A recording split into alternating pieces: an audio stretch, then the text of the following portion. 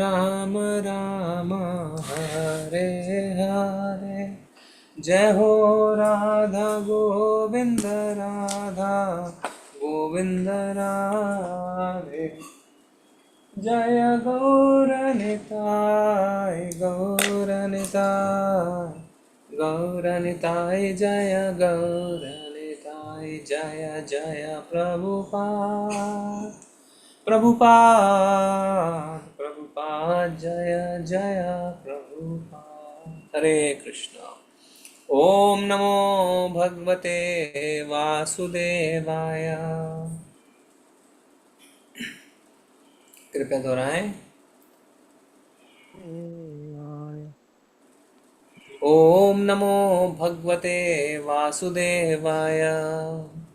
ओम नमो भगवते वासुदेवाय। ओम नमो भगवते वासुदेवाय। ओम नमो नमो भगवते भगवते वासुदेवाय। वासुदेवाय। नारायणं नमस्कृत्य नारायणं नारायणं नमस्कृत्य नमस्कृत्य नरं चैव नरोत्तमं नरं नरं चैव चैव नरोत्तमं नरोत्तमं देवीं सरस्वतीं व्यासं देवीं देवीं सरस्वतीं सरस्वती व्यासं व्यासं ततो जयमुदीरयेत्। ततो तो जयमुदीरये। जयमुदीरये। नष्टप्रायेषु भद्रेषु नष्टप्रायेषु नष्टप्रायेषु भद्रेषु अभद्रेषु नित्यं भागवत सेवया नित्यं नित्यं भागवत भागवत सेवया सेवया भगवती उत्तमा श्लोके भगवते भगवती उत्तमा श्लोके उत्तमाश्लोके भक्तिर्भवती नैष्टिकी। भक्तिर्भवति भक्तिर्भवति नैष्टिकी। नैष्टिकी। श्रीमद्भागवतम स्कंद श्रीमद् तीन भागवतम स्कंद 3 अध्याय 7 श्लोक संख्या 13।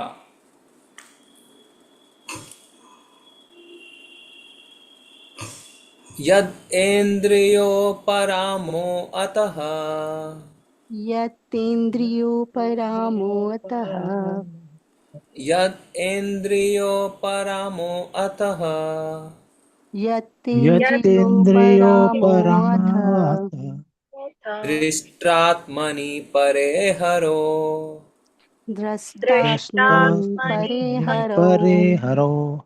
दृष्टात्मनि परे हरो द्रष्टात्मनि दृष्टात्मनि परे हरो परे हरो।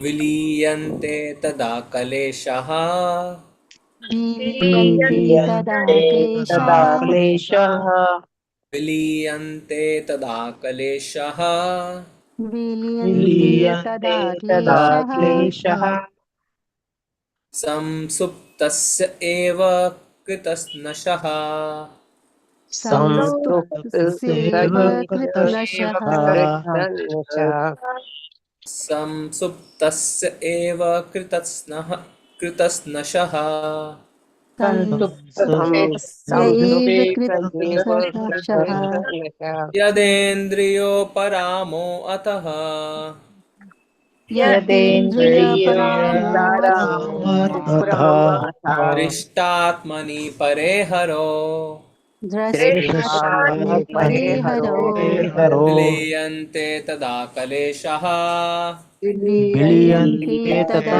तथा क्लेशः क्लेशः संसुप्तस्येव कृतस्नशः संस्तुप्तस्यैव संसुप्तस्यैव कृत्स्नशः कृतस्नशः तदेन्द्रियोपरामो अथ यथेन्द्रियपरामोऽथ दृष्टात्मनि परे हरो दृष्टात्मनि दृष्टात्मनि परे हरो। लीयन्ते तदा कलेशः विलीयन्ते विलीयन्ते ता तदा क्लेशः क्लेशः संसुप्तस्य एव कृतस्नशः संसुप्तस्य एव संसुप्तस्यैव कृत्स्नशः। ये श्लोक का पठन करें। हरे कृष्ण प्रभु जी। यतेन्द्रियोपरामोऽथ द्रष्टात्मनि परे हरो विलीयन्ते तदा क्लेशः संसुप्तस्य इव कृत्स्नशः। हरे कृष्ण। हरे कृष्ण प्रभु जी। यस।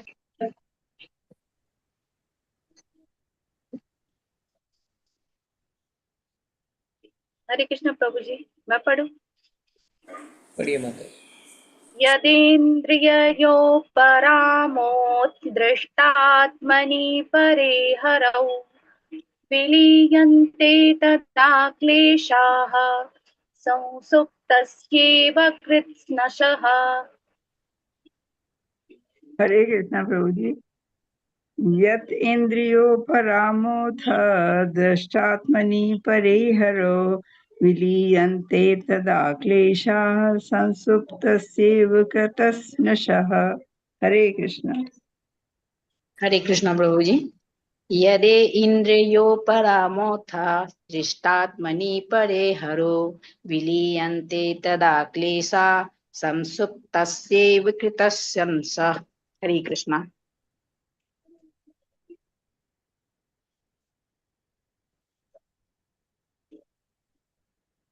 धन्यवाद। हम शब्दार्थ देखेंगे। यदा, जब, इंद्रियां, उपरामः, तृप्त, अथ, इस प्रकार, दृष्ट आत्मनि, दृष्टा या परमात्मा के प्रति, परे, अध्यात्म में, हरो, श्री भगवान में, विलीयन्ते, लीन हो जाती है, तदा, उस समय, कलेशः, कष्ट, संसुप्तस्य, गहरी नींद का भोग कर चुका व्यक्ति, इव, सदृश, कृत्स्नशः, पूर्णतया। अनुवाद और तात्पर्य श्रील प्रभुपाद जी के द्वारा। श्रील प्रभुपाद जी की जय। जब इंद्रियां दृष्टा परमात्मा अर्थात श्री भगवान में तुष्ट हो जाती हैं और उनमें विलीन हो जाती हैं, तो सारे कष्ट उसी तरह पूर्णतया दूर हो जाते हैं जिस तरह ये गहरी नींद के बाद दूर हो जाते हैं। कृपया दोहराएं। जब इंद्रियां इंद्रिया दृष्टा परमात्मा अर्थात भगवान में दृष्टा परमात्मा अर्थात भगवान में तुष्ट हो जाती हैं तुष्ट हो तुष्ट हो जाती जाती है हैं और उनमें विलीन हो जाती हैं, और उनमें उनमें विलीन हो जाती है, तो सारे कष्ट उसी तरह तो सारे सारे कष्ट उसी तरह पूर्णतया दूर हो जाते हैं पूर्णतया दूर हो जाते हैं जिस तरह ये गहरी नींद के बाद दूर हो जाते हैं। इस तरह जिस एक तरह ये गहरी नींद के बाद दूर हो जाते हैं। यस, पढ़िए तात्पर्य। हरे कृष्णा। मीरा माता जी पढ़िए। हरे कृष्णा प्रभु जी। दंडवत प्रणाम। श्रील प्रभुपाद जी की जय। तात्पर्य श्रील प्रभुपाद जी के द्वारा।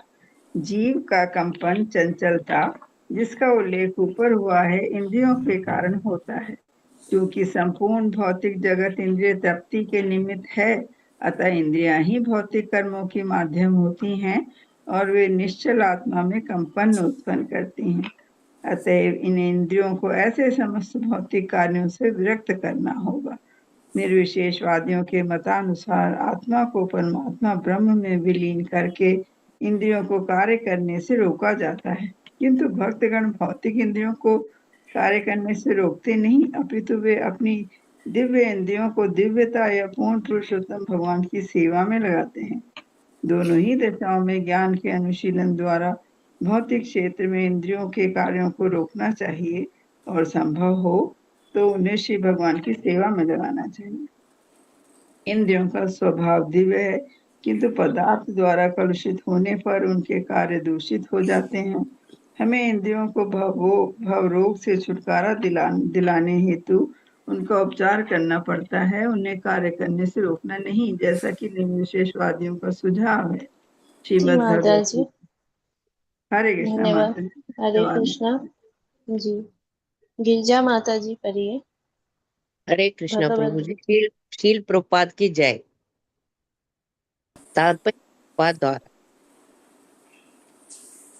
जिससे ये स्वतः उपद्रव करना बंद कर दे, उसी तरह इंद्रियों की उपद्रवी गतिविधियों को उन्हें श्री भगवान से संबंधित अच्छे कार्य में प्रवृत्त करके माता ही जी रोका भगवत गीता से। Bhagavad Gita 2 sorry point. हाँ सॉरी माता। भगवत गीता 2.59 में कहा गया है, मनुष्य तभी सारा बौद्धिक कार्य बंद करता है जब वो किसी श्रेष्ठतर कार्य में लगने से तुष्ट हो जाता है। चेतना स्वभावतः सक्रिय होती है और काम करने से उसे रोका नहीं जा सकता। उत्पादी बालक को कृत्रिम ढंग से रोकना वास्तविक उपचार नहीं है। उस बालक को किसी श्रेष्ठ कार्य में लगाना चाहिए जिससे वह स्वतः उपद्रव करना बंद कर दे। उसी तरह इंद्रियों की उपद्रवी गतिविधियों को उन्हें श्री भगवान से संबंधित अच्छे कार्य में प्रवृत्त करने ही रोका जा सकता है। जब आंख श्री भगवान के सुंदर रूप को देखते, जीव प्रसाद का स्वादन करके, कान उसकी महिमा को सुनने, हाथ श्री भगवान का मंदिर बुरहाने, पांव उनके मंदिर तक जाने में व्यस्त रहेंगे, अर्थात जब सारी इंद्रियां विविध दिव्य कर्मों में लगी रहेगी, तभी दिव्य इंद्रियां तृप्त हो सकेंगी और बौद्धिक कार्य से शाश्वत रूप से मुक्त हो जाएंगी। परमात्मा रूप में हर एक के हृदय में भीतर वास करने वाले या बौद्धिक सृष्टि से परे दिव्य जगत में स्थित रहने वाले पूर्ण पुरुषोत्तम श्री भगवान ही हमारे सारे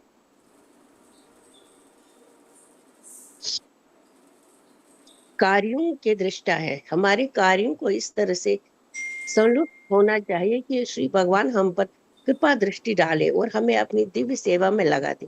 तभी इंद्रियां पूर्णतया तुष्ट हो सकती है और बौद्धिक आकर्षण द्वारा फिर कभी सताती नहीं जाएंगी। हरे कृष्ण। धन्यवाद माता जी। ओम अज्ञानतिमिरन्धस्य ज्ञानाञ्जनशलाकया चक्षुरुन्मिलितं येन तस्मै श्रीगुरुवे नमः।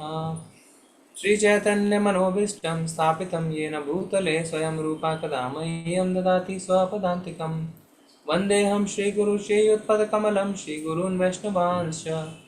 श्रीरूपं साग्रजातं सगं रघुनाथान्वितान्तं सजीवं साद्वैतं सावधूतं परिजनसहितं कृष्णचैतन्यदेवं श्रीराधा कृष्णपादान् सगं ललिता श्रीविशाखान्वितांश्च। नमो विष्णुपादाय कृष्णप्रेष्ठाय भूतले श्रीमते भक्ति वेदांत स्वामिन् इति नामिने। नमस्ते सारस्वते देवे गौरवाणी प्रचारिणे निर्विशेषाय शून्यवादी पाश्चात्य देशतारिणे। वाञ्छाकल्पतरुभ्यश्च कृपा सिन्धुव एव च पतितानां पावनेभ्यो वैष्णवेभ्यो नमो नमः। हे कृष्ण करुणा सिंधु दीनबंधु जगतपते गोपेश गोपीकांत राधाकांत नमोस्तुते। तप्त कांचन गौरांगी श्री राधे वृंदावनेश्वरी वृषभानुसुते देवी प्रणमामि हरिप्रिये। जय हो श्री कृष्ण चैतन्य प्रभु नित्यानंद श्री अद्वैत गदाधर शिवसादि गौर भक्त वृंदा। नमो महावदन्याय कृष्ण प्रेम प्रदायते कृष्णाय कृष्ण चैतन्य नामने गार्तिशे नमः। हरे कृष्णा कृष्णा कृष्णा हरे हरे, हरे राम राम राम हरे हरे। यद इंद्रियो परामो अथ दृष्टात्मनि परे हरो विलीयन्ते तदा कलेशः संसुप्तस्य एव कृतस्नशः।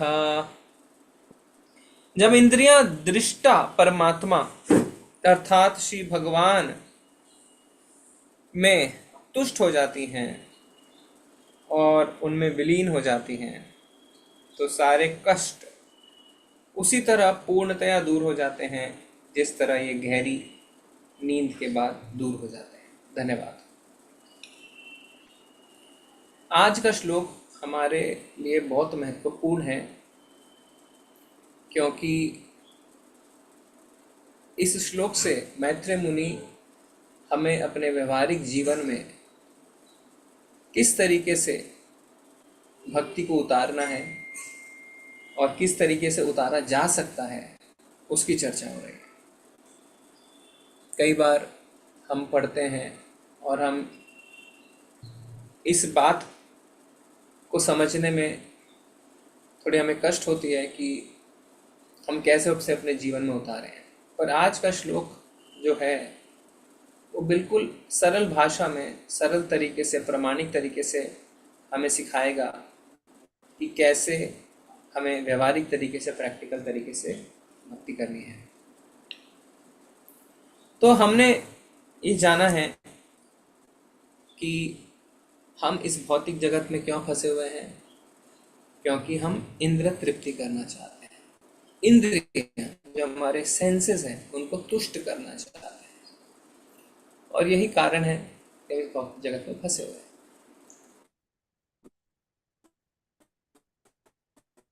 और चारों ओर यही हो रहा है, लोग अपने इंद्रियों, अपने ज्ञान इंद्रिय और अपने कर्म इंद्रियों को, अपनी आंखों को तुष्ट कर रहे हैं, है ना। अच्छी अच्छी जगह पे सीनिक ब्यूटी देखने के लिए जा रहे हैं, घूमने जा रहे हैं, हॉलीडेज पे जा रहे हैं, माउंटेन्स पे, बीचेस पे, जिसे हम अच्छा देख सके। कानों को तुष्ट करने के लिए बॉलीवुड हॉलीवुड म्यूजिक सुन रहे हैं, सिनेमा देखने को जा रहे हैं। जीवों को तुष्ट करने के लिए बाहर रेस्टोरेंट में, होटल्स में खाने जा रहे हैं।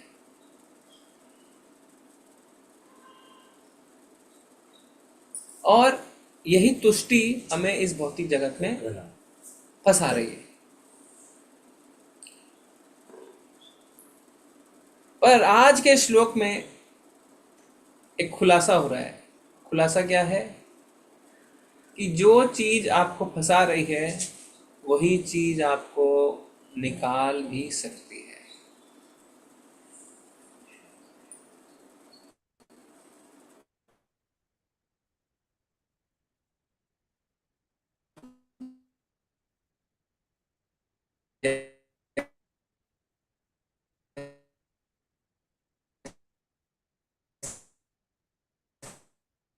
से मुझे थोड़ा थोड़ा वॉइस ब्रेक हो रहा है।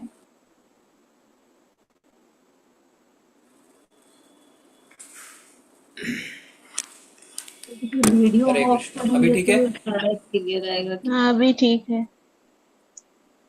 वीडियो ऑफ कर दूं क्या? अभी हुआ था थोड़ा सा, अभी इससे ठीक है, पहले अगर उतना कुछ हो नहीं तो हुआ बता था। दीजिएगा, फिर से बता दीजिएगा। तो हमारी इंद्रियां, तो हमने उदाहरण लिया कि दूध और दही का, कि ज्यादा दूध पिएंगे तो पेट खराब, उसी दूध से बनी दही पिएंगे तो पेट ठीक हो जाता है। इसी तरीके से जो इंद्रियां वास्तव में हमें इस भौतिक संसार में फंसा रही हैं, वही इंद्रियां हमें इस भौतिक संसार से निकाल सकती है। इस कुंजी का, इस सीक्रेट का आज खुलासा हो रहा है।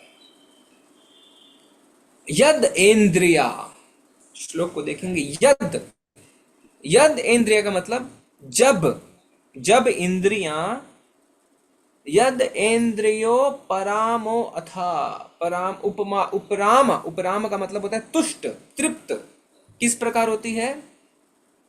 दृष्टात्मनि परे हरो। दृष्टात्मनि का मतलब दृष्टा। दृष्टा कौन है? परमात्मा। भगवान भगवत गीता के 13वें अध्याय में कहते हैं, उपद्रष्टा अनुमंता च भर्ता भोक्ता महेश्वरा परमात्मेति चापयुक्तो देहे अस्मिन् पुरुषा परा। मैं हूं पुरुषा परा, परमात्मेति चापयुक्तो, मेरा नाम परमात्मा है। मैं उपद्रष्टा हूं, दृष्टा, देखने वाला। दृष्टात्मनि परे हरो, हरो मतलब श्री भगवान। यानी जब इंद्रिया श्री भगवान की तृप्ति में लग जाती हैं तो क्या होता है? विलीयन्ते, विलीयन्ते मतलब विलीन जब हो जाती हैं, तदा कलेशः, तदा मतलब तब, उस समय। तो शुरू हुआ यद, जब इंद्रियां भगवान की तुष्टि में लग जाती हैं, यद, तदा उस समय क्या होता है? कलेशः संसुप्तस्यैव कृत्स्नशः।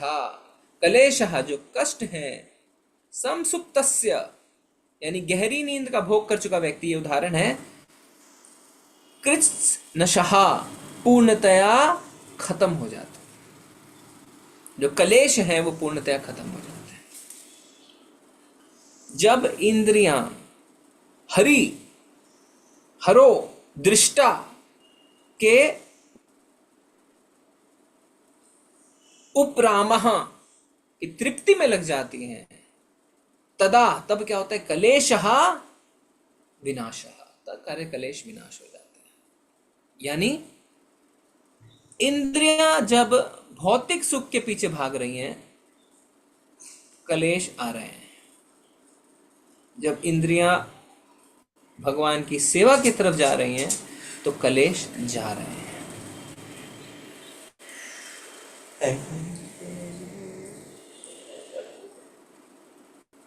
पदार्थ वही है, इंद्रियां नहीं बदल रही हैं। आंख, नाक, कान, मुंह, हाथ, पांव सब कुछ वही है, पर जो आपके बंधन का कारण था आज वो आपकी मुक्ति का कारण बन रहा है। कैसे? जहां पे इंद्रियां लगी हुई हैं उसको बदलना है, बस, और कुछ भी नहीं करना है। ऋषिकेश सेवनम भक्तिर उच्यते, इसी को भक्ति कहते हैं। हमारी जो इंद्रियां हैं उसको ऋषिकेश यानी इंद्रियों के स्वामी की सेवा में लगाना है, बस। तो बार बार जब उदाहरण लेते हैं, प्रभुपाद जी का यही उदाहरण हम लेते हैं, उत्पाती बालक, बदमाशी करने वाला बच्चा। प्रभुपाद जी लिख रहे हैं, को कृत्रिम ढंग से रोकना वास्तविक उपचार नहीं है। आप बदमाश बालक को बोलेंगे चल बैठ चुपचाप, बदमाशी मत कर, वो प्रैक्टिकल नहीं है। उस बालक को किसी श्रेष्ठतर कार्य में लगाना चाहिए जिससे वह स्वतः उपद्रव करना बंद कर दे। उसे आप श्रेष्ठतर कार्य में लगा दीजिए। अच्छा चलो ड्राइंग बनाओ, अच्छा चलो आप जाके अपना म्यूजिक इंस्ट्रूमेंट प्रैक्टिस करो, अच्छा जाओ चलो ऐसा करो, डांस करो, तो क्या होगा? उपद्रव करना बंद कर देगा। तो हमारी इंद्रियां इस उत्पाती बालक की तरह ही हैं। अगर हम सोचें कि हम अपनी इंद्रियों को एक कछुए की तरह समेट के इंद्र तृप्ति में ना लगाएं और वैसे बैठे रहें, ये प्रैक्टिकल सॉल्यूशन नहीं है। क्यों? सबसे पहला शब्द जो भगवान प्रभुपाद जी इस्तेमाल कर रहे हैं, चंचलता। चंचलता, इंद्रियां ही भौतिक कर्मों की माध्यम होती है, क्योंकि जीव का कंपन, चंचलता इंद्रियों के कारण होता है। तो टिक के ना बैठना, कुछ करना, चंचलता, ये इंद्रियों के कारण है। तो इंद्रियों को आप अपने अंदर समेट के आप सोचे मैं कुछ ना करूं, ये संभव नहीं है।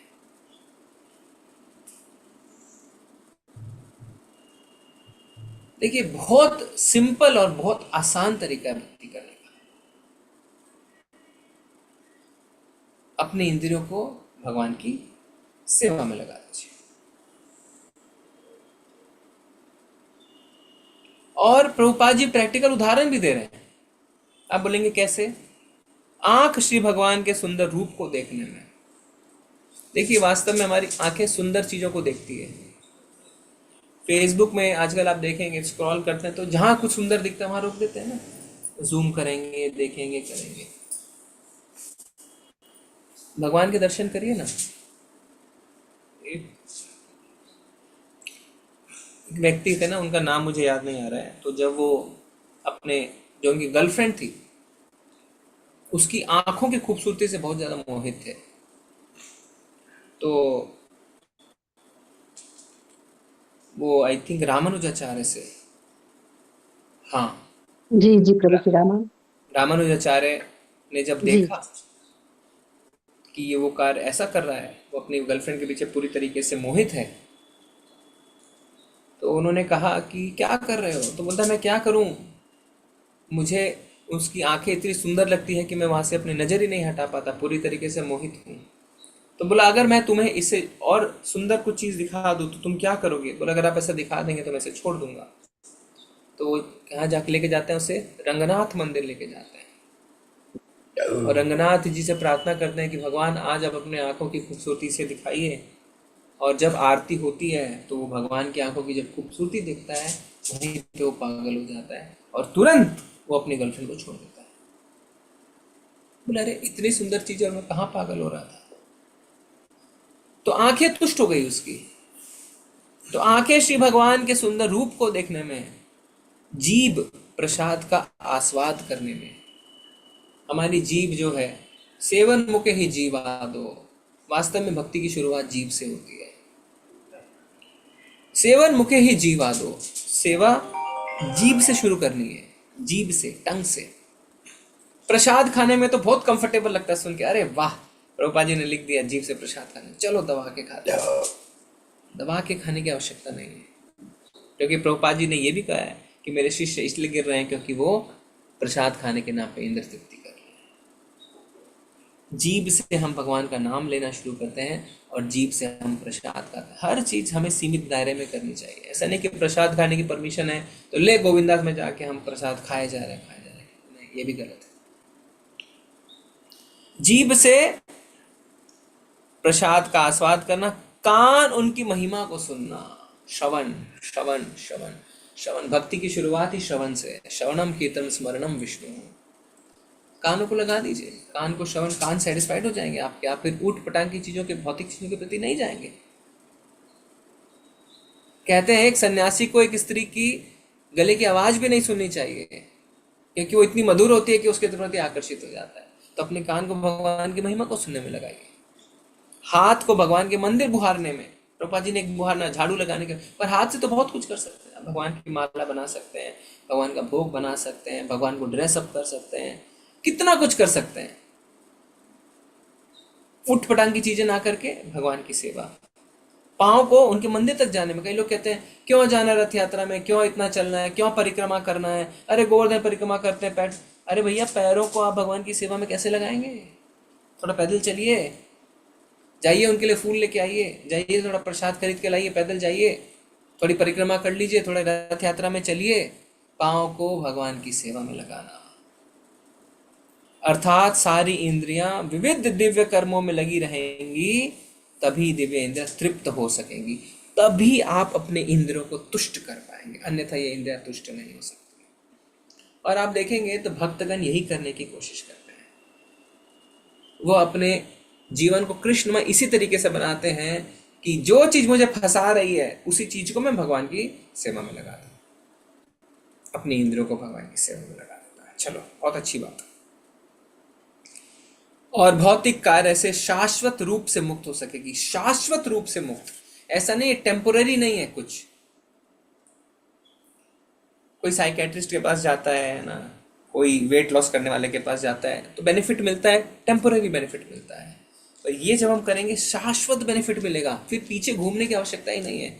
फिक्स हो गया, परमानेंट हो गया आपके अंदर में। अब आपको दोबारा पीछे जाने की आवश्यकता नहीं है।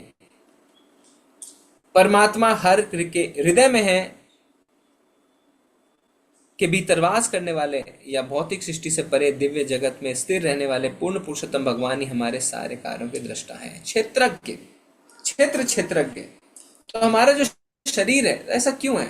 देखिए, भगवद गीता के 13वें अध्याय में पढ़ते हैं क्षेत्रज्ञ। क्षेत्र यानी कर्म क्षेत्र, फील्ड, और क्षेत्रज्ञ मतलब फील्ड को, कर्म क्षेत्र को जानने वाला। तो जीव के लिए हमारा शरीर ही क्षेत्र है। क्यों?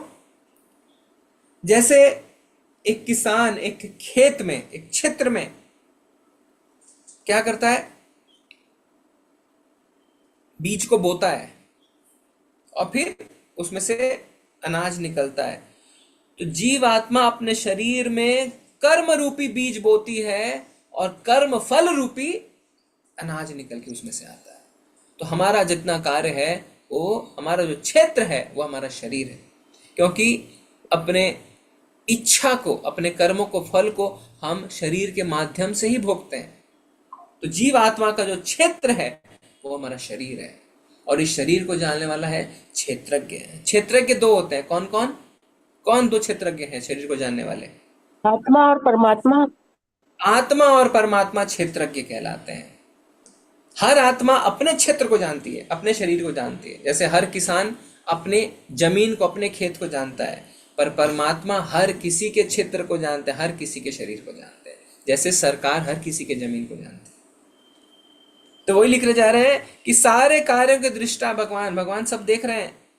हमारे कार्य को इस तरह से दिव्य रूप में संतृप्त होना चाहिए कि श्री भगवान हम पर कृपा दृष्टि डालें। देखिए, बहुत इंपॉर्टेंट है।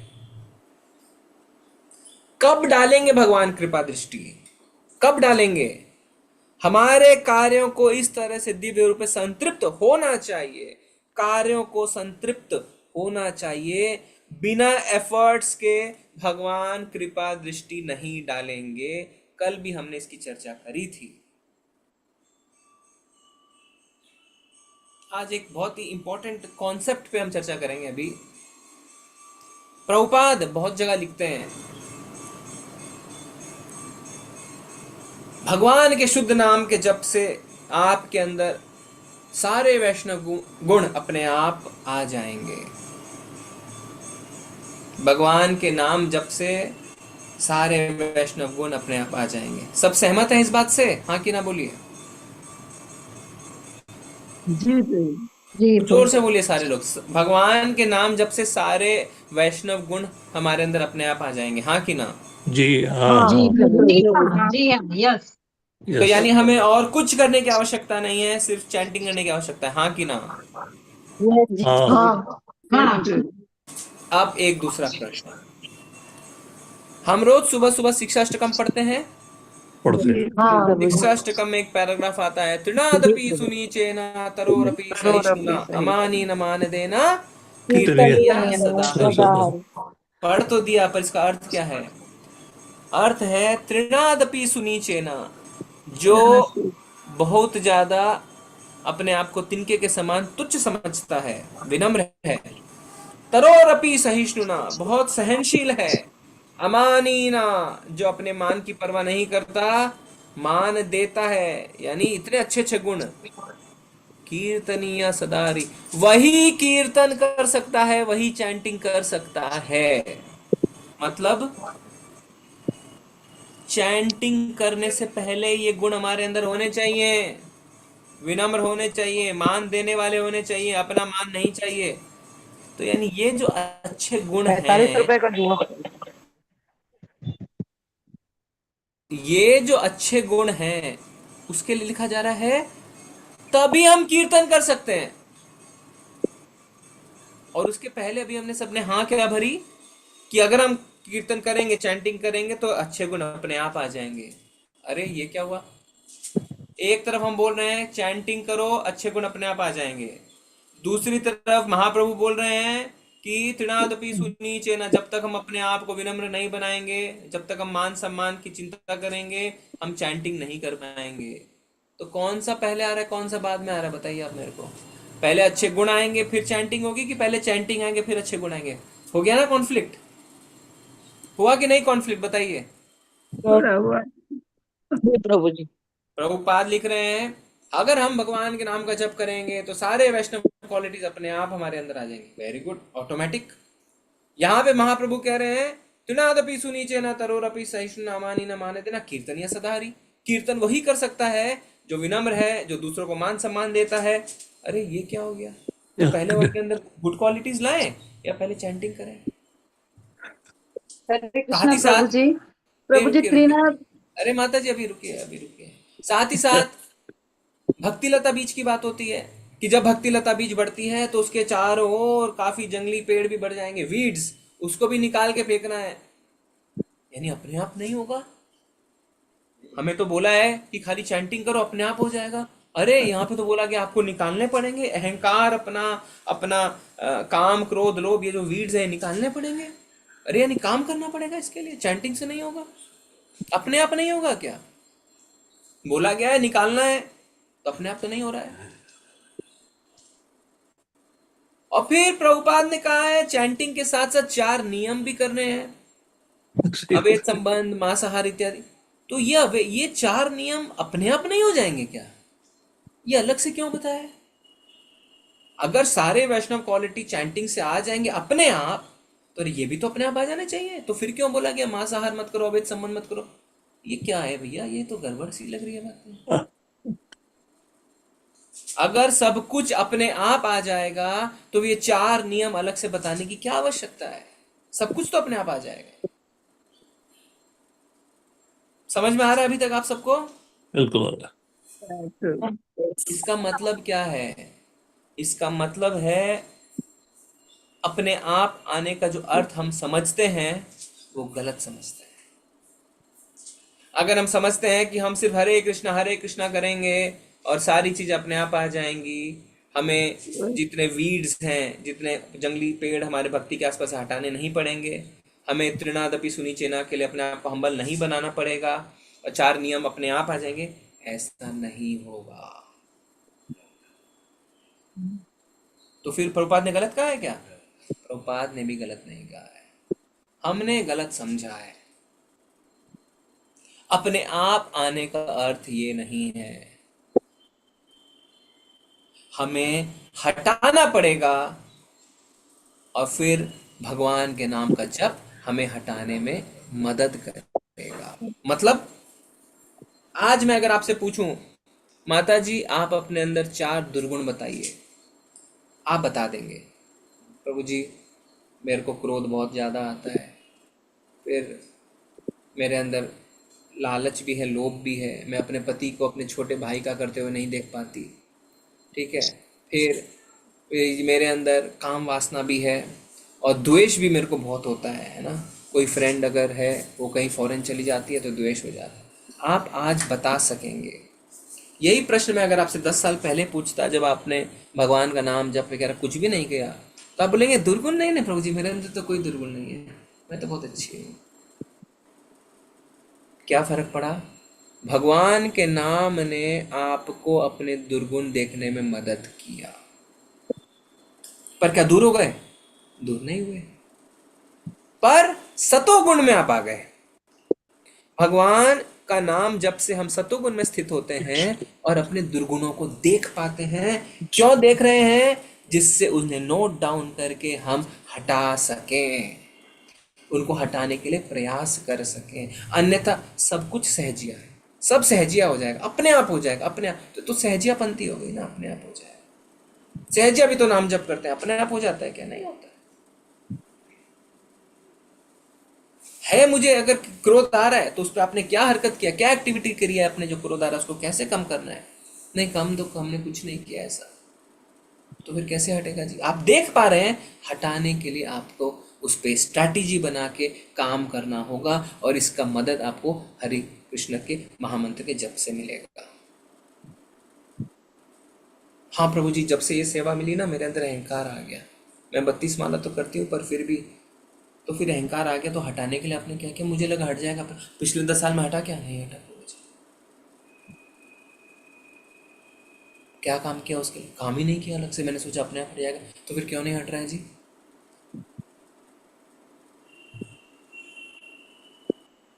क्यों भगवान ने 16वें अध्याय में दैवी और आसुरी गुण के बारे में चर्चा करी कि हमें अपने अंदर दैवी गुण लाने चाहिए?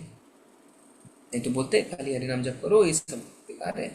हमें दर्शन होंगे अपने गुणों के, दुर्गुणों के, अच्छे गुणों के, और फिर उस पर हम स्ट्रैटेजी बना के हमें काम करना पड़ेगा। अपने आप को ऐसी परिस्थिति में डालना होगा जिससे वो चीज़ों को हम सुधार सकें।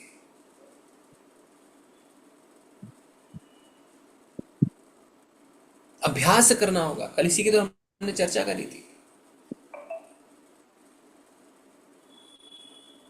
देखना पड़ेगा कि ये कार्य मैं राग, भय या क्रोध किस लिए कर रहा हूं। राग, भय या क्रोध, हमारे सारे कार्य इन 3 चीजों में होते हैं। या तो मुझे अटैचमेंट है उस चीज से, या मैं डर के कर रहा हूं, या मैं गुस्से में कर रहा हूं। जैसे माताएं हैं, वो अपने बच्चों के लिए कुछ करती है तो राग में करती है, अपने पति के लिए कुछ करती है जनरली तो भय में करती है, अपने सास के लिए करती है तो क्रोध में करती है। सोच के देखिए आप, अपने बच्चे के लिए कोई भी कार्य करेगी, क्यों कर रही है? अटैचमेंट है उससे, इसीलिए। बहुत थके रहेंगे पर बोलेंगे मम्मी मुझे पकोड़े खाने हैं, माँ पकोड़े बनाएगी। क्यों? राग में कर रहे हैं। पति आके बोलता है मुझे पकोड़े खाने हैं, अब पता है पति लड़ाई करेगा, तो आप क्या करेंगे? भय में, अरे नहीं बना देती हूँ, नहीं तो लड़ेगा। सास कहती है पकोड़े खाने हैं, गुस्से में आप बनाएंगे, मन नहीं है पर फिर भी बनाएंगे, गुस्से में बनाएंगे, क्रोध में बनाएंगे। हमारे कार्य राग, भय और क्रोध में होते हैं, पर ये राग, भय, क्रोध में हमारे कार्य नहीं होने चाहिए। हमारे कार्य शास्त्र संबद्ध होने चाहिए। बच्चे ने अगर रात में 9 बजे का पकोड़े खाने, नहीं, आपको नहीं खाना है, रात में आप पकोड़े नहीं खा सकते। शास्त्र संबद्ध, धर्म के हिसाब से होना चाहिए। हाँ, सास ने कहा है, हाँ मेरी सास कभी नहीं बोलती है, बड़े हैं, बड़ों के बात की हमें मान रखनी चाहिए, हाँ मैं बना के देती हूँ। शास्त्र संबद्ध होने चाहिए, धर्म के अनुसार होने चाहिए, राग, भय और द्वेष में। पर ये कैसे होगा? जब तक अभ्यास नहीं करेंगे, जब तक हम सोचेंगे नहीं, एनालाइज नहीं करेंगे कि ये मैंने क्यों किया, तब तक नहीं कर पाएंगे ना। कितना ही माला जप लीजिए, कैसे सुधारेंगे अपने आप को? आप कैसे सुधारेंगे बताइए मेरे को? नहीं सुधर पाएंगे। मुझे अहंकार है, तो अभी मुझे क्या करना है, मुझे ये सर्विस से अहंकार हो रहा है, ऐसा करते हैं इस सर्विस में मैं किसी के अंडर में काम करना शुरू करते हैं, अहंकार खत्म होगा। स्ट्रैटेजी बनानी पड़ेगी आपको कि ये जो बैड क्वालिटी है, फिर क्या करेंगे, फिर जो भगवान के नाम का जप है वो आपको मदद करेगा उसको ओवरकम करने में। तो ऑटोमेटिक का मतलब ये होता है कि जब आप उस पर काम करेंगे, जैसे मान लीजिए कि कोई नशा करता है, बीड़ी पीता है चुपके चुपके, वो भगवान के नाम का जप शुरू कर दिया, अब वो कहता है नहीं मुझे ये बीड़ी बंद करनी है, तो वो क्या करेगा, उसके पीछे काम करना शुरू करेगा, चलो मैं पहले थोड़ा कम करता हूँ, फिर कम करता हूँ, मैं ये करता हूँ, फिर और भगवान का नाम का जप करते करते करते करते क्या होगा, वो बंद हो जाएगा। पर सोचेगा अरे मैं जप तो कर रहा हूँ, एक दिन अपने आप बंद हो जाएगा, अपने आप कुछ नहीं होगा। आपको प्रेरणा मिलेगी भगवान के नाम जप से कि ये बुरी आदत है, आप स्वीकार करेंगे, यस ये बुरी आदत है, फिर उसके पीछे कार्य करना शुरू करेंगे। नहीं तो स्वतंत्र इच्छा की जो फिलॉसफी है हमारी, जो सिद्धांत है हमारी स्वतंत्र इच्छा है, वो तो पानी में चली गई। अगर सब कुछ अपने आप ही होगा तो स्वतंत्र इच्छा की तो फिर कोई बात ही नहीं रह गई, तो फिर दैवी आसुरी गुणों की कोई बात ही नहीं रह गई। तो हमारी जो आज की तात्पर्य जो इंद्रियों की बात हो रही है, आपको अभ्यास करना पड़ेगा। मेरी आंखें अपने आप भगवान के दर्शन में चली जाएंगी, ऐसा नहीं होगा जी। आप फिर भी 16 माला करते हुए भी आप मोबाइल स्क्रॉल करेंगे, एक युवक एक युवती को देखेगा वहीं रुक जाएगा उसको देखने के लिए। आपको अभ्यास करना पड़ेगा, लिखना पड़ेगा, अच्छा मैं आज भी मेरी आंखें भौतिक चीज़ों के प्रति जा रही है, मुझे ये नहीं देखना है। अभ्यास करते करते फिर आप बोलेंगे, फिर आप जब करेंगे ना तो क्या होगा, अब आपका वो स्वभाव बन जाएगा, अब आप देखेंगे ही नहीं। नहीं तो क्यों होता, ऐसा क्यों होता कि बड़े बड़े सन्यासी गिर गए, बड़े बड़े सन्यासियों ने भी शादी कर ली, अगर वो तो इतने 30 साल से जप कर रहे थे, क्यों हुआ ऐसा? तो अपने आप जो हम सोच रहे हैं अपने आप हो जाएगा, अपने आप हो जाएगा, हमें उस पर काम करना पड़ेगा। हमें जब अपनी बुरी आदतें दिखेंगी उसे नोट डाउन करना पड़ेगा, उसके बगल में लिखना पड़ेगा कि हमें कैसे ठीक करना है, और फिर भगवान के नाम का जब हम जप करेंगे तो उससे धीरे धीरे धीरे धीरे, पहले तो आप अभ्यास करेंगे, फिर क्या होगा, आप खुद ही अच्छे बन जाएंगे।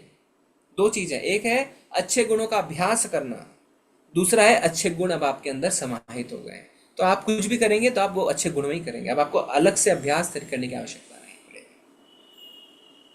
इसीलिए जब हम चैंटिंग करते हैं तो चैंटिंग का क्या अभ्यास है, कल हमने चर्चा करी, आप बताइए चैंटिंग के समय क्या अभ्यास करना है, भगवान के नाम जप के समय क्या अभ्यास करना है? नाम और नामी में कोई डिफरेंस नहीं है। नाम और नामी में कोई डिफरेंस नहीं है, इसका भाव होना चाहिए। पूरे प्रार्थना के मूड से हमें चैंटिंग करनी चाहिए, ध्यान से चैंटिंग करनी चाहिए। Very good. नंबर 2 हमने कहा स्वाध्याय। स्वाध्याय के समय क्या अभ्यास करना है? स्वाध्याय शास्त्रों के का समय अध्ययन करने से उसका सार अपने जीवन में उतारना चाहिए। वेरी गुड, यही हमारा रहना चाहिए अभ्यास, कि जो मैं पढ़ रहा हूं उसका क्या सार है। जैसे आज के तात्पर्य का क्या सार है? आज के तात्पर्य का सार है कि हमें भगवान की सेवा में अपने इंद्रियों को लगाना है। अब क्या हमने इसे अपने जीवन में उतारा कि नहीं उतारा, वो अभ्यास है। एक तो हो गया, भक्ति शास्त्री का क्वेश्चन का आंसर मिल गया, कैसे करना है, ऋषिकेश केवलम नंबर 1। नंबर 2 हम अपने हाथ को ये करेंगे, पाँव को ये करेंगे, बस खत्म वहाँ पे। इससे लाभ क्या हुआ? मार्क्स तो मिल गए, पर क्या आपने जीवन में उसको उतारा? नहीं उतारा। कल आप फिर वही काम कर रहे हैं, फिर आप अपने इंद्रिय तुष्टि में लगे, फिर आप बाहर का खाना खा रहे हैं, फिर आप गंदी चीज़ों को देख रहे हैं, फिर आप बॉलीवुड की म्यूजिक सुन रहे हैं। क्या लाभ हो? कोई लाभ नहीं हुआ। जब तक आप उसका सार अपने जीवन में नहीं उतारेंगे तब तक लाभ क्या हुआ इसे पठन का? कोई पठन का लाभ नहीं है। तो स्वाध्याय का अभ्यास है सार को जीवन में उतारना। ये डिफिकल्ट है, देखिए आपको अपने आप समझ में आ जाएगा, क्योंकि हम डिफिकल्ट चीज़ों से भागते हैं। जब मैं कहूँगा जप को ध्यान से करना है, ध्यान से करना है, नाम नाम ही एक ही है, भगवान के प्रार्थना के मूड में करना है, बिल्कुल ध्यान, डिफिकल्ट है, तो आपको सब समझ में आ जाएगा ये सही मार्ग है, क्योंकि ये डिफिकल्ट है। आप स्वाध्याय करते हुए अरे एक एक पॉइंट को अपने जीवन में भी उतारना पड़ेगा क्या? अच्छा, अरे बाप रे क्या लिखा हुआ है, डिफिकल्ट है। तब आपको समझ में आएगा। जब आपको लगेगा हाँ ये डिफिकल्ट है, यानी आप सही मार्ग पे जा रहे हैं, क्योंकि अपने अंदर बदलाव करना इजी नहीं है, आपको कष्ट होगा। बोलते हैं ना, एक सीनियर डिवोटी कहते हैं आपकी नानी मरेगी पर आपको करना पड़ेगा। नहीं तो कोई लाभ नहीं है। फिर स्वाध्याय हुआ, जप हुआ, और हमने क्या चर्चा करी थी? सेवा। सेवा हरे सेवा। कृष्ण। सेवा किस अभ्यास में होना चाहिए? भगवान का स्मरण करते हुए भक्ति। सेवा। भगवान का स्मरण करते हुए सेवा होनी चाहिए। बहुत सुंदर माता जी, मुझे बहुत खुशी है कि आप सब सुन रहे हैं अच्छे से ध्यान से, क्योंकि ये मेरे लिए भी रिवीजन है। और जब हम बार बार इसको बात करेंगे ना, तब हम सुनेंगे और उतारेंगे अपने जीवन में। ये सबके लिए शिक्षा है, मेरे लिए भी शिक्षा है। मैं खाली बोल रहा हूँ, इसका मतलब ये नहीं कि मैंने इसे अपने जीवन में उतार लिया, बिल्कुल भी नहीं। मैंने पढ़ा है, मैंने सुना है। उस चीज को हम कहते हैं कि जब हम बोलते हैं तो पक्का हो जाता है। वो पक्का हो जाता है मतलब आप याद रख पाते हैं, बार बार बोलते हैं, सुनते हैं तो याद रख पाते हैं। तो सेवा कर रहे हैं तो भगवान के स्मरण में सेवा करना है। तो ऐसा नहीं है कि बस बिजी रहने के लिए हम सेवा कर रहे हैं। कई बार हम देखते हैं लोग सेवा करते रहते हैं, पर उनका क्या, मोबाइल देखते रहेंगे, कुछ करते रहेंगे, हाँ चलो मेरा सुबह से शाम टाइम पास हो गया, बस। इससे क्या लाभ है? भगवान का स्मरण ही नहीं है। क्या स्मरण हुआ भगवान का? कई बार आप देखेंगे कि जैसे मंदिर है, मंदिर में कोई बुक काउंटर है, बुक काउंटर में कोई भक्त बैठा है, ठीक भगवान के आगे बैठा है, पर उसका भगवान में कोई इंटरेस्ट ही नहीं है, उसका मोबाइल में इंटरेस्ट है। सुबह से शाम 8 घंटा 9 घंटा वो काउंटर पे सेवा दे रहा है, पर उसको क्या फ़ायदा है? क्या फ़ायदा है ऐसी सेवा का? भगवान का स्मरण ही नहीं है, जीरो स्मरण, जीरो स्मरण। कई बार हम देखेंगे भक्त मंगल आरती में आते हैं, भगवान का दर्शन कुछ नहीं, क्या बोल रहा है, क्या रिपीट कर रहा है, इधर से उधर टहलते रहेंगे, इधर से उधर घूमते रहेंगे, क्या सोचते रहते हैं, स्मरण ही नहीं है। तो फायदा क्या है? बिजी रहना सिर्फ सेवा नहीं है, सेवा में भगवान का स्मरण, इसका अभ्यास करना है। मैं यहाँ पे काउंटर में क्यों बैठा हूँ? अच्छा, मैं भगवान के शास्त्रों का वितरण करने के लिए बैठा हूँ, मैं भक्तों की मदद करने के लिए बैठा हूँ। भक्तों को ये सामान मिलेगा तो भक्त की प्रसन्नता होगी, मैं भगवान के दर्शन कर पा रहा हूँ, मैं भगवान के कीर्तन, हर समय भगवान का स्मरण, हर समय भगवान का स्मरण, हर समय भगवान का स्मरण।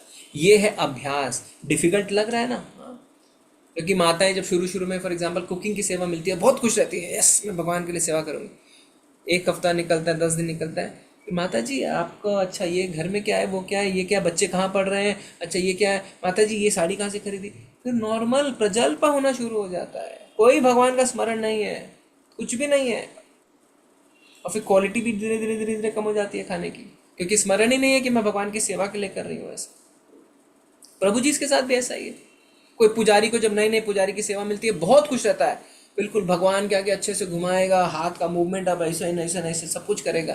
फिर थोड़े दिन बाद क्या रहता है, दिमाग में कुछ रहता है, आरती कुछ चल रही है, वहाँ पीछे कुछ और मुड़ के देख रहा है, उसको कोई स्मरण ही नहीं है कि मैं साक्षात भगवान के आगे खड़ा होकर उनकी आरती कर रहा हूँ, कोई स्मरण नहीं है। तो क्या लाभ है ऐसी सेवा का? कोई लाभ नहीं है, क्योंकि स्मरण ही नहीं है भगवान का, प्रेयरफुल मूड ही नहीं है। तो इसका अभ्यास है, मैं साक्षात भगवान के आगे खड़ा हूँ, साक्षात भगवान के आगे खड़ा हूँ। क्या उनके मन में रहता है? अच्छा मैं मंगल आरती करूंगा तो 900 लोग मुझे देखेंगे ऑनलाइन, मुझे मंगल आरती करना है।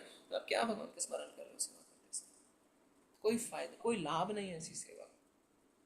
तो सेवा के समय भगवान का स्मरण, ये अभ्यास डिफिकल्ट है पर करना पड़ेगा। और चौथा क्या कहा था हमने? किस चीज का अभ्यास? शुद्ध भक्त अपने का स्वभाव को संगति, बदलने जैसे की कि कोशिश अपने आप को बदलने की कोशिश, स्वभाव बदलना है। बहुत कृपा है हमारे ऊपर कि प्रभुपाद जी ने हमें हीरा दे दिया है। नहीं तो कितने लोग हैं, आप जाके आज भौतिक जीवन में पूछें, आपकी कमियां बताइए, कुछ नहीं बताते हैं। हमने भी इंटरव्यू, मैंने भी कंपनीज में इंटरव्यू दिए हैं, हमें बताया जाता था कंपनी में आपको पूछेंगे आपकी कोई कमियां बताइए, तो हम बोलते क्या बताना है? आप ऐसे अपनी कमियां बताइए जो आपके गुण के हिसाब से। जैसे मेरी कमी ये है कि मैं काम किए बिना घर नहीं जाता, तो मुझे रात में ना जाने में 10 बज जाते हैं। तो ये कमी की तरह बताए, पर कंपनी वाले खुश होंगे, अच्छी कमी है भाई, काम खत्म करके जाए। ऐसा हमें सिखाया जाता था, ऐसा बोलो। मेरी कमी ये है कि मैं इतना डिटेल में घुस जाता हूँ, जब तक पूरी चीज़ें समझ नहीं आती ना, मैं तब तक वो प्रपोजल बना नहीं पाता, तो मुझे कभी कभी ज़्यादा समय लगता है, मैं लेट नाइट करता हूँ। कमी हो गई, पर कंपनी वाले तो खुश हो जाएंगे। यानी अपनी बड़ाई को भी कमी बता के आपको प्रेजेंट करना रहता है। पर जब हम प्रभुपाद जी की शिक्षाएं पढ़ते हैं, भगवान के नाम का जप करते हैं, तब हम अपनी कमियों को देखने के लायक बनते हैं। और आज आप जितने लोग भी जुड़े हैं, अगर मैं सबसे पूछूंगा प्रभु जी कमी बताइए, माता जी कमी बताइए, आप सब बेझिझक बताएंगे ये मेरी कमी है, पर वो चीज़ आज से 5, 10 साल, 15 साल पहले जब भी आप जुड़े आप नहीं बताते। क्यों नहीं बताते? क्योंकि आपको खुद को पता ही नहीं था कि ये कमी है आपके अंदर। तो स्वभाव को बदलना है।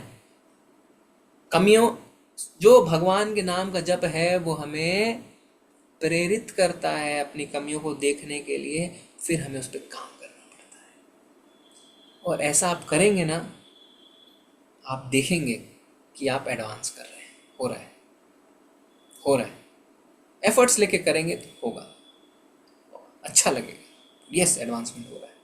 ठीक है, तो अभ्यास आवश्यक है। तो आज का ये मर्म रहा, आज की जो हमारी डिस्कशन था। तो कृपा दृष्टि डालें, तो हमारे कार्यों की इस तरह में से दिव्य रूप में संतृप्त होने चाहिए कि श्री भगवान हम पर कृपा, और तब भगवान की कृपा दृष्टि डलती है। ये प्रयास कर रहा है, ये ऑटोमेटिक वाला नहीं है, ये प्रयास कर रहा है। देखिए, इसका अर्थ ये नहीं है कि हम सिर्फ भगवान का नाम जप करते रहें तो कुछ नहीं होगा, होगा, करोड़ों सालों में होगा। पर अगर आप एक प्रोएक्टिवली जब चीज़ों को करेंगे तो आप देखेंगे इसी जीवन में हो गया, आपका बेड़ा पार हो गया इसी जीवन में। और हमें अपनी दिव्य सेवा में लगा लें। दिव्य सेवा में लगाने का मतलब है आपको बुला लेंगे, आ जाओ, चलो, आपके लिए दरवाजा खोल दिया मैंने गोलोक का, क्योंकि आप प्रयास कर रहे हैं।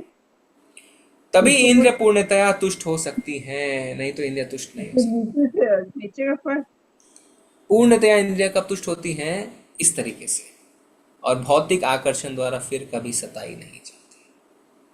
शुरू में स्ट्रेस आएगा, शुरू में दिक्कत लगेगी, शुरू में भगवान का स्मरण, भगवान की लीलाओं का स्मरण, ये अभ्यास जो चीज़ें हैं, जप में अभ्यास, स्वाध्याय में अभ्यास, सेवा में अभ्यास, अपना स्वभाव बदलने का अभ्यास, शुरू में दिक्कतें आएंगी, और धीरे धीरे ये आपका स्वभाव बन जाएगा। तो आप चीज़ें वैसे कर, आप वही बन जाएंगे, अच्छे बन जाएंगे। अभी हम अच्छे नहीं हैं, अभी हम अपनी कमियों को देख पा रहे हैं। कभी याद आ जाती है चीज़ें, तो जैसे मान लीजिए कि हमें कहा जाता है कि विनम्रता रखना है, तो कभी कोई सीनियर डिवोटी हमें डांट रहा है तो याद आ जाता है नहीं, विनम्र रहना, चुप रहना। अंदर क्रोध आ रहा है पर आप चुप हैं, नहीं, विनम्र रहना। पर यही कोई आपका कोलीग, आपको कोई साथ में है, कोई भक्त हो, तो आप तुरंत उल्टा जवाब देंगे, तुरंत पे क्रोध भी करेंगे। क्यों? आपका वो स्वभाव नहीं बना अभी। फिर आप भले ही 1 घंटे बाद आपको लगेगा मुझे ये नहीं करना चाहिए था, मैंने क्रोध किया, कितना तो मैं चैंटिंग कर रहा हूँ, क्रोध नहीं करना चाहिए था, शांत, तो आपको उस टाइम गिल्टी होगा। पर क्या हुआ, वो जो चीज़ है, वो जो गुण है आपके अंदर डेवलप नहीं हुआ। आप दर्शन कर पा रहे हैं कि कमी है मेरे अंदर क्रोध की, पर आपका स्वभाव वैसा नहीं बना कि क्रोध खत्म हो गया। वो अभ्यास। पर कम से कम इस स्टेज से तो बेटर है, क्योंकि जो कर्मी है वो तो गुस्सा करके भी बोलेंगे देखा मैंने कितना मजा चखाया उसको, अगली बार भी उसका ऐसा ही करूंगा। वो अपने अंदर कमी नहीं देखेगा। पर कम से कम हम एक गलत व्यवहार करने के बाद कमी देख लेते हैं कि हाँ ये कमी है, पर उसको अभ्यास करेंगे तो धीरे धीरे क्या होगा, अब आप वैसे ही बन जाएंगे। अब आप क्या, किसी पे क्रोध नहीं करेंगे। ठीक है, तो हमें समझ में आ रहा है कि चीज़ें अपने आप नहीं होंगी, ऑटोमेटिक नहीं होंगी। हमें भगवान के नाम का सहारा है, भगवान के नाम का मदद है, पर प्रैक्टिस और अभ्यास हमें करना पड़ेगा। ठीक है, तो इसी नोट पे हम अपने इसको आज विराम देते हैं, डिस्कशन को। किसी का कोई प्रश्न है या कोई ऐड करना चाहते हैं तो बोलिए। हरे कृष्णा। हरे कृष्ण प्रभु जी। Yes, प्रभु जी, जैसे कल हम चर्चा कर रहे थे ना कि जैसे आप कह भी रहे थे कि बहुत बड़े श्लोक याद करके या बहुत ज्यादा ग्रंथ पढ़ के सब ज्ञान अर्जित करके अगर हम ये सोचें कि भक्त, तो जब हम मॉर्निंग क्लास करते हैं ना और प्रभु जी, आनंदी प्रभु जी जब श्लोका पूछते हैं कि चलिए इससे रिलेटेड बताइए, और जब भक्त बताते हैं, तो जब हम नहीं जान पाते तो हमें कहीं ना कहीं फिर डिप्रेशन आता ही है कि शायद हम उतनी अच्छी भक्ति नहीं कर रहे हैं जितनी ये लोग कर रहे हैं, कि इनको सब कैसे याद होगा। देखिए क्या इसका अर्थ क्या है, मतलब ये है कि मान लीजिए हमें क्रोध आता है या द्वेष आता है। अब आपने भगवत गीता का श्लोक याद कर लिया कि जो श्लोक है ना कि हमें राग द्वेष और राग भय अहंकार में काम नहीं करना चाहिए, तो क्या होगा जब आप श्लोक याद कर लेंगे ना, तुरंत आपको रिमेंबर करने में इजी होगा, अभ्यास करने में आसान होगा। श्लोक से चीजें अभ्यास करने में आसान होती है। जैसे साधु के क्या गुण हैं, तो साधु के गुण है, उसका श्लोक है क्षमा दमा तपा शौचम, ब्राह्मण के गुण है ना, शांति मार्जम एवच। ये श्लोक आपको याद है तो आप रिवाइज कर पाएंगे। अच्छा देखो ये मैंने, भले ही मैं सेकंड इनिशिएटेड हूँ पर ये गुण मैंने क्षमा नहीं, मैं अभी भी उसके प्रति गुस्सा हूँ, मैं उसे क्षमा नहीं कर पा रहा, क्षमा दमा टॉलरेट नहीं कर पा रहा हूँ, है ना, शांति मेरे अंदर नहीं है, तब क्या मैं तब जीरो तब कर रहा हूँ, कुछ नहीं कर। तो श्लोक से क्या होता है, श्लोक याद करने से आपका अभ्यास आसान हो जाता है, क्योंकि आप रिमेंबर करके उस गुणों को याद कर पाते हैं, फिर देख पाते हैं मेरे अंदर ये गुण है क्यों नहीं। तो ये एक तरीका बन जाता है आपके अभ्यास का, ऐसा समझिए आप। पर आप सोचे कि मैं श्लोक याद करके फर्स्ट क्लास लूंगा, वहां पे आप फेल हो गए। श्लोक अगर आप याद कर रहे हैं कि आपके अभ्यास में फायदा होगा, तब बढ़िया है, क्योंकि वो आपके अभ्यास का हिस्सा बन गया। पर आप श्लोक इसलिए याद कर रहे हैं कि मेरी क्लास फर्स्ट क्लास हो जाएगी, तब कोई फायदा नहीं हुआ, क्योंकि आपने उसको अपने अंदर उतारने की चेष्टा ही नहीं करी, है ना माता जी? जी माता जी, जी प्रभु जी, वो तो है, पर कहीं ना कहीं ऐसा लगता है सुबह के टाइम पे ना कि जैसे कि शायद हम इसका मतलब अच्छी भक्ति नहीं कर पा रहे हैं, क्यों नहीं कर भक्ति पा क्या रहे है हैं, वो तो ऐसा आपको एक पता चल भाव आ गया, जाता है। भक्ति का डेफिनेशन तो क्या आपको पता चल ही गया है ना। अब उसमें आपको जो चीज मदद कर रही है वो अगर आप नहीं कर रहे हैं तो आपको ये फीलिंग आनी चाहिए, अन्यथा नहीं। जी जी प्रभु जी। जी माता जी।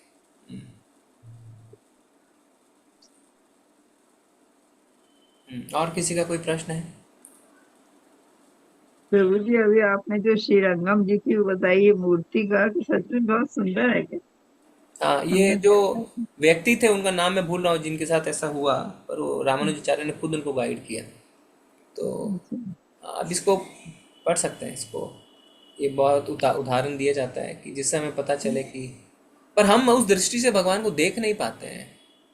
हम भगवान को अपनी भौतिक दृष्टि से देख रहे हैं, भगवान को देख के भी हमें सुंदरता नहीं नजर आती है भगवान की, है ना। पर वही फिर हो गया, अभ्यास हो गया। हाँ, यस। इसीलिए होती तो है भगवान की मूर्तियां बहुत जगह की, बहुत इतने सुंदर विग्रह होते कि नजर ही नहीं हटती उनके ऊपर से। यस, बहुत सुंदर सुंदर। इसीलिए कहते हैं, बार बार कहते हैं, भगवान के नाम रूप गुण लीला को पढ़ना चाहिए, उससे भगवान का स्मरण आसान होता है। मैंने बहुत बार उदाहरण दिया है ना कि अगर आप किसी का स्मरण करते हैं तो आप उसके नाम का स्मरण करते हैं, उसके रूप का स्मरण करते हैं, उसके गुणों का स्मरण करते हैं। जितना उसके बारे में जानेंगे तभी तो ज़्यादा स्मरण कर पाएंगे ना, कि ऐसा होता, इस सिचुएशन में क्या होता, इस सिचुएशन में वो क्या कर रहा होता, इस सिचुएशन में क्या कर रहा होता। तो जब हम भगवान के बारे में जितना जानेंगे, भगवान का स्मरण उतना आसान हो जाता है हमारे लिए। इसीलिए हमें भगवान के नाम रूप गुण लीला के बारे में पढ़ते रहना चाहिए, पढ़ते रहना चाहिए, ठीक है ना। ठीक।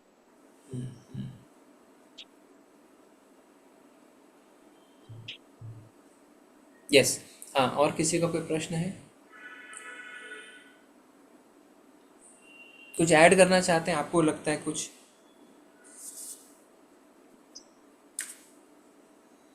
ठीक है, तो फिर चलेंगे आज हम।